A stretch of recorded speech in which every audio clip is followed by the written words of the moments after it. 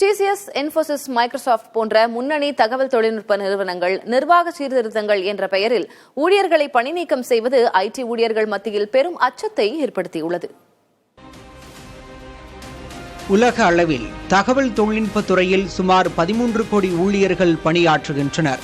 இந்தியாவில் மட்டும் பெங்களூரு, சென்னை, ஹைதராபாத் போன்ற நகரங்களில் சுமார் 50 லட்சத்திற்கும் மேற்பட்டோர் நேரடியாகவும் 2 கோடி பேர் மறைமுகமாகவும் இத்துறையில் வேலை பார்க்கின்றனர்.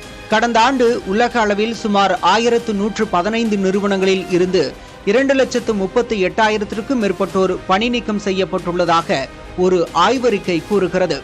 நடப்பாண்டின் 8 மாதங்களில் மட்டும் 1,33,000க்கும் அதிகமானோர் வேலையை இழந்துள்ளனர். TCS நிறுவனம் மட்டும் இந்தியாவில் 12,000 ஊழியர்களையும், ஆரக்கிள் நிறுவனம் 1,500 பேரையும் பணி நீக்கம் செய்துள்ளன.